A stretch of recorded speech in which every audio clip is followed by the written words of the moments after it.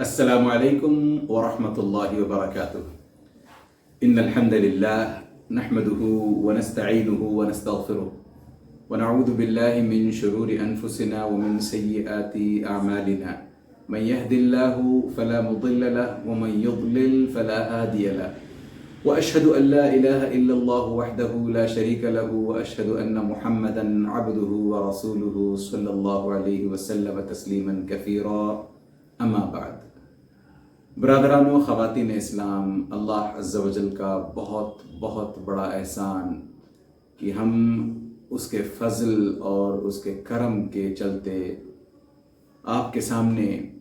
خشوع کے تعلق سے یہ سیریز لا پائے ہیں، اور ہم آپ کا دا قرآن کویسٹ کے اس چینل پر خصوصاً اس سیریز کے لیے ویلکم کرتے ہیں، استقبال کرتے ہیں۔ ہم نے الحمدللہ اپنی پچھلی نشستوں میں خشوع کے تعلق سے کافی کچھ پتہ کیا، اور یہ بھی پتہ کیا کہ خشوع کی دراصل لگ بھگ واجبیت تک خشوع کی اہمیت پہنچ جاتی ہے شریعت کی نظر میں، یہ بھی ہم نے الحمدللہ پتہ کیا۔ پھر ہم نے ایک ایک کر کے وجوہات پتہ کرنے کی کوشش کی کہ کن کن چیزوں کو حاصل کر کے ہم خشوع پا سکتے ہیں اپنی نمازوں میں۔ سب سے پہلے تو ہم نے نماز کی تیاری اذان کے وقت ہی سے لے کر کرنے کی بات رکھی، جس سے خشوع حاصل ہو سکتا ہے۔ پھر بندہ اگر پورے اطمینان کے ساتھ نماز پڑھے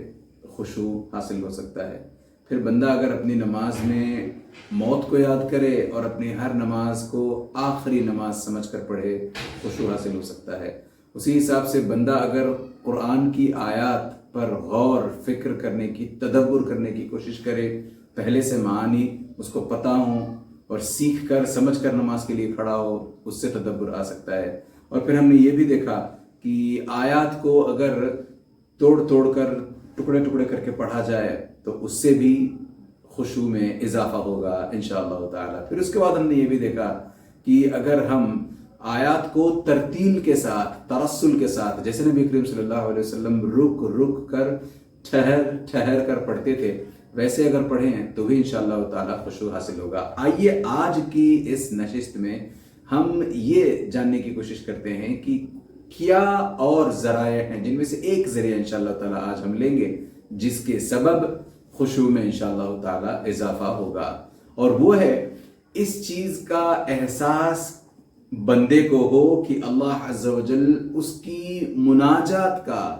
جواب دے رہے ہیں۔ دیکھیں، ہم یہ پہلے سے کہتے آئے ہیں کہ جب اللہ عز و جل کے سامنے بندہ کھڑا ہوتا ہے نماز کے اندر تو گویا وہ اپنے رب سے سرگوشی کر رہا ہے، چپکے سے بات چیت کر رہا ہے۔ تو ایسی سرگوشی میں اس بات کا احساس بھی بہت ضروری ہے کہ بندہ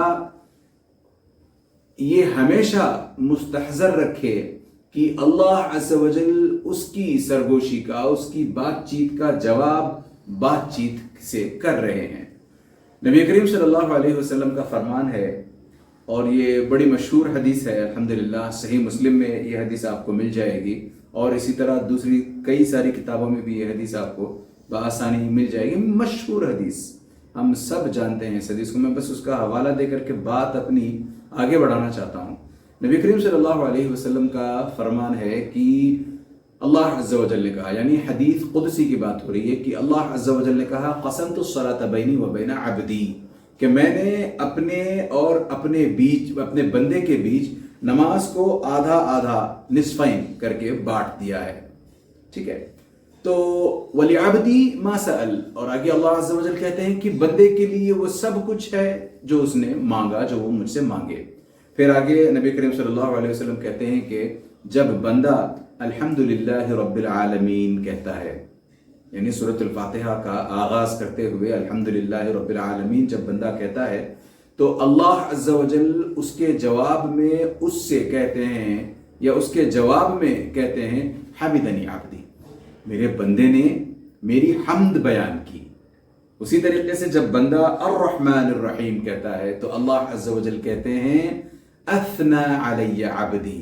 کہ اس بندے نے میری تعریف بیان کی، میری ثنا کی. تو یہ نبی کریم صلی اللہ علیہ وسلم بتاتے ہیں. اسی طریقے سے آپ آگے چلتے جائیں تو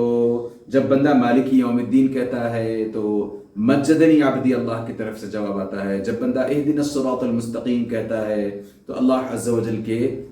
طرف سے جواب آتا ہے ھذا بینی و بین عبدی ولعبدی ما سأل. یعنی جب بندہ اس طرح کی سرگوشی کرنے لگتا ہے تو اس چیز کا دھیان رہے. ہم عموماً ان باتوں کو پڑھتے تو ہیں، جیسے میں نے پہلے بھی کہا کہ اس حدیث کا ہمیں پہلے سے علم ہے، اکثر لوگ ہم میں سے اس حدیث کو جانتے ہیں. اس کے باوجود بھی ہم اس چیز کو اپنے دماغ میں لا نہیں پاتے جب ہم نماز پڑھ رہے ہوتے ہیں. ورنہ پھر یقین مانے میری بات کا، اگر ہم میں سے ہر کسی کو یا جس کسی کو بھی پتہ چل جائے کہ دیکھو جب آپ الحمدللہ رب العالمین کہتے ہو تو اللہ عز و جل حمدنی عبدی کہتے ہیں. جب آپ الرحمن الرحیم کہتے ہو اثنا علی عبدی. پھر اس کے بعد جب آپ مالک یوم الدین کہتے ہو تو رب العالمین مجدنی. یہ سب ہم جب کہتے ہیں، یہ سامنے والے کو جب پتہ چل جائے اور دماغ میں اس کے نماز کے اندر یہ مستحضر رہے، اس کو یاد رہے، تو کسی بندے کی، مجھے پکا یقین ہے کہ کسی بندے کی مجال نہیں ہوگی کہ پھر وہ تیزی کے ساتھ نماز میں سورۃ الفاتحہ پڑھ لے. کیونکہ اس کو خود احساس ہے کہ چاہے کچھ بھی ہو جائے، یہ جن کے سامنے میں کھڑا نماز پڑھ رہا ہوں یہ میرے رب ہیں، ان کے علاوہ میں کسی اور سے مدد نہیں مانگتا، ان کے علاوہ میں کسی اور کے آگے اپنا سر نہیں جھکاتا. لہٰذا میرا فرض بنتا ہے کہ میں اپنے رب کے سامنے ایسے ہی کھڑا رہوں جیسے میرے رب چاہتے ہیں کہ میں ان کے سامنے کھڑا رہوں. اور چونکہ میں ان سے بات چیت کر رہا ہوں تو یہ تو میرے لیے اور بھی ضروری بن جاتا ہے. دیکھیں نا، ہم جب اپنے کسی ایسے خاص سے بات کر رہے ہوتے ہیں، مثال کے طور پر آپ کے کوئی بڑے ہوں، تایا، چاچا، خالو یا اس طرح کے کوئی بڑے، اور یہ کوئی خاص عہدے پر ہوں، یا پھر کوئی اور ہی صحیح جو کسی اونچے عہدے پر فائز ہوں، اور آپ نے اگر ان سے بات چیت کرنی ہو اور وہ آپ کو اپنے ہاں طلب کریں کہ بیٹا ٹھیک ہے آپ آ جانا، میں آپ سے آفس میں ملوں گا اور آپ کا فلاں کام کر کے دے دوں گا. مثال کے طور پر آپ کو انجینئرنگ میں سیٹ ملی تھی یا MBBS کرنا چاہ رہے تھے آپ کو سفارش کی ضرورت پڑ رہی ہے، تو یا اس طریقے کا کوئی بھی اور امر ہو. اس سلسلے میں جب ہم ملنے کے لیے ان صاحب سے پہنچتے ہیں تو ہم خود سوچیں کہ کتنے محتاط ہوتے ہیں ہم ان کے سامنے، کتنے ادب سے بیٹھتے ہیں، کتنی سنجیدگی سے بات کرتے ہیں. اور ان سے جب بات کر رہے ہوتے ہیں تو ہم نہ ادھر دیکھتے ہیں نہ ادھر دیکھتے ہیں، اور اس کے علاوہ ہم کوئی بے تکی بات اور پھر لاپرواہی والا کام یا لاپرواہی والی کوئی حرکت نہیں کرتے. کیونکہ پھر ان کو اگر ہم سے تھوڑی سی خفگی ہو جائے، تھوڑا سے ناراض ہو جائے، یہ کیا کرتا ہے بچہ، یہ کہیں ناک کٹوانا دے میری، ایسا ہوتا ہے. تو یہ ایسا نہ ہو تو اس کے لیے ہم کیا کرتے ہیں، بڑی سنجیدگی کے ساتھ اور جو ضروری باتیں ہیں اتنی ہی باتیں کر کے بنا ان کا وقت ضائع کیے بس نکل چلے آتے ہیں کہ بھئی ان کو اور کام ہے، میرے جیسے پتہ نہیں 10 اور لوگ کھڑے ہوں گے اس طرح انتظار میں ان کے، تو میں چلتا ہوں. خاموشی سے آپ بنا کچھ اور بات کیے، بنا ان کا وقت ضائع کیے نکل آتے ہیں. تو جب ہم کسی عام انسان سے، اللہ کے نظر میں تو عام انسان ہیں، تو کسی انسان سے اس طرح ملاقات کرنے کے لیے جب ہم اتنے محتاط ہوتے ہیں، اتنے سنجیدہ ہو جاتے ہیں، تو یہ تو ہمارے رب العالمین ہیں جو ہم سے سرگوشی خود کر رہے ہیں. جب تک ہم بات کر رہے ہیں تب تک اللہ عز و جل بھی ہم سے بات کر رہے ہیں. اور نبی کریم صلی اللہ علیہ وسلم کے فرمان سے بڑھ کر اور کیا ثبوت ہمیں چاہیے کہ یہ چیز نبی کریم صلی اللہ علیہ وسلم نے جیسے کہا کہ بات چیت ہو رہی ہے تو سچ مچ ہو رہی ہے. بس آج کے اس دور میں یا تو کچھ لوگوں کو اس چیز کا علم نہیں ہے، یا اگر علم ہے بھی تو شاید وہ یقین، اس کیفیت والا یقین نہیں ہے کہ سچ مچ میں کھڑا ہو کر اللہ کے سامنے الحمدللہ رب العالمین کہوں اور رک جاؤں ایک آدھ سیکنڈ کے لیے، پھر اس کے بعد الرحمن الرحیم پڑھوں. یہ اس وقت ہوگا جب یہ تیقن ہوگا، یہ یقین والی کیفیت جب آ جائے گی، تب انشاءاللہ تعالی بندہ کبھی نہیں کرے گا کہ الحمدللہ رب العالمین الرحمن الرحیم مالک یوم الدین، کبھی نہیں پڑھے گا. یہ اس چیز کا ہمیں خاص خیال رکھنا چاہیے. اور امام حاکم رحمہ اللہ کی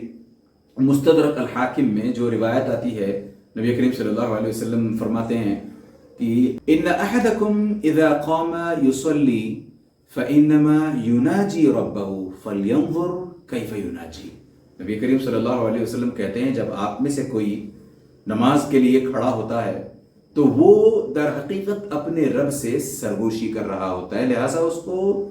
دھیان رکھنا چاہیے کہ وہ کیسی سرگوشی کر رہا ہے. دیکھیں نا آپ، میں نے جیسے ان صاحب کی بات کی، ایک سیکنڈ کے لیے سوچیں کہ آپ گئے ہیں وہاں پر، ان صاحب سے ملاقات ہو رہی ہے آپ کی، اور آپ وہ 5-7 منٹ کا انہوں نے وقت دیا ہے آپ کو کہ بس اس میں آؤ، میں چند سوالات آپ سے پوچھوں گا، ان کے جوابات دو، میں پھر میرے سامنے بیٹھے رہو، تم اپنے بارے میں بولتے جاؤ، میں ایک لیٹر ڈرافٹ کر دیتا ہوں، اس پر میں اپنے سگنیچر لگا دوں گا، پھر آپ جاؤ اس لیٹر کو وہاں پر پہنچا دو، آپ کا کام ہو جائے گا. بس یہ 5-7 منٹ کا کام ہے. اب اس اثنا میں ہم جائیں وہاں پر ادھر ادھر کی باتیں کریں اور پھر انٹرسٹ نہ لیں ہم، اور وہ جو سنجیدگی سے سوال کرنے ہیں یا سوالات کے جواب دینے ہیں وہ نہ کر کے بس رٹے رٹائے الفاظ بول کر کے جس کا کوئی مطلب نہ ہو، جس میں کوئی ایموشن نہ ہو، ایسے ہی آ جائیں. تو آپ خود بتائیں، وہ جو لیٹر ہمیں دینے والے تھے دیں گے، وہ خود کہیں گے بندہ سنجیدہ نہیں ہے تو اس کو کیا دوں میں، اس کو خود احساس نہیں ہے کہ مجھ سے کیا مانگنے آیا ہے، میرے اس خط کی قیمت پتہ نہیں اس بندے کو بالکل نہیں پتہ لگتی، بالکل نہیں معلوم ہے، تو وہ خود پیچھے ہٹ جائیں گے. تو اندازہ کریں جب ہم اپنے رب کے سامنے کھڑے ہوتے ہیں، سرگوشی کر رہے ہوتے ہیں، مانگ رہے ہوتے ہیں، ایاک نعبد و ایاک نستعین، ہم تجھی سے مدد چاہتے ہیں، اور آگے ہم کہتے ہیں اہدنا الصراط المستقیم، ہمیں سیدھا راستہ دکھا، ہمیں سیدھے راستے پر چلا. یہ سب دعائیں کہتے ہیں ان لوگوں کے راستے پر جن پر تو نے انعام کیے، ان پر نہیں، یعنی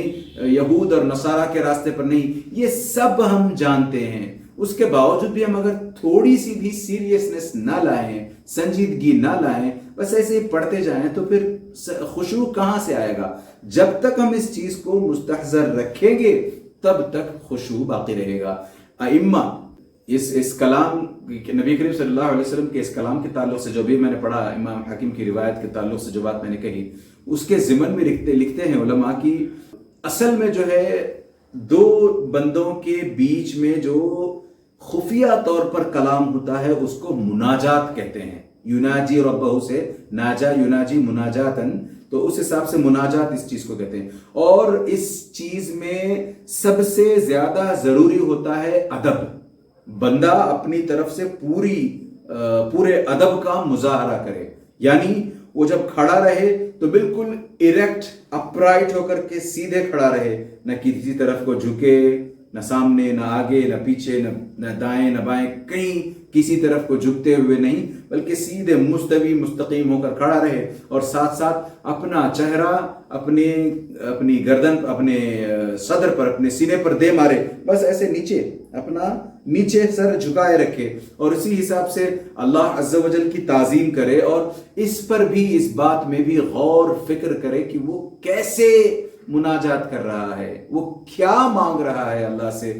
اگر وہ جو کچھ مانگ رہا ہے تو آیا وہ جو کچھ مانگ رہا ہے اس میں وہ سیریس ہے کہ نہیں، سنجیدہ ہے کہ نہیں، اور پھر اسی حساب سے دلچسپی لینے لگے، اپنی طرف سے پوری دلچسپی اور پوری وہ جو حرص ہوتی ہے، طمع ہوتی ہے کہ مجھے چاہیے سو چاہیے، مجھے دیجئے گا ہی دیجئے گا، اس طرح کی کیفیت اگر نماز میں کوئی بنائے رکھے تو انشاءاللہ تعالی خشوع یقیناً آئے گا. ورنہ یہ اگر ہم پیچھے چھوڑ دیں گے تو بہت مشکل ہے کہ ہم خشوع اپنی زندگیوں میں، اپنی نمازوں میں خاص طور سے لا پائیں. اللہ عز و جل سے دعا کریں کہ اللہ عز و جل ہمیں اس طرح جو ہم الگ الگ طریقوں سے سیکھ رہے ہیں خشوع حاصل کیسے کیا جائے، ان تمام کو اپنا کر اپنی اپنی نمازوں میں خشوع پیدا کرنے کی اللہ عز و جل ہمیں توفیق عطا فرمائے. آمین یا رب العالمین. وصلی اللہ علی نبینا محمد وعلی آلہ وصحبہ اجمعین. السلام علیکم ورحمۃ اللہ وبرکاتہ. سبحانک اللہم وبحمدک، اشہد ان لا الہ الا انت، استغفرک واتوب الیک.